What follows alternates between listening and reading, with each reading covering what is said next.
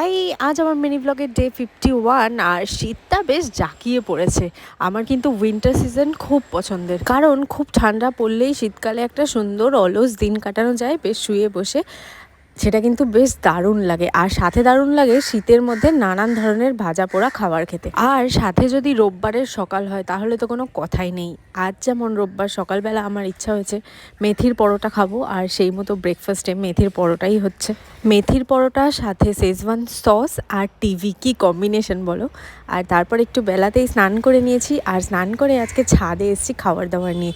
আমি আর মা মিলে ছাদেই খাওয়া দাওয়া করেছি আজকে। খেয়ে দিয়ে অনেকক্ষণ ধরে যেহেতু ছাদে বসেই গল্প করছিলাম, তাই বাবা নিচ থেকে ওপরে উঠে এসছে, যে বাবাকে তো খেতে দিতে নিচে কেউ যাচ্ছেই না। তাই খানিকক্ষণ বসে সে নিচে গিয়ে একটু সন্ধে অবধি শুয়েছিলাম, আর তারপর রেডি হয়ে বেরিয়েছিলাম।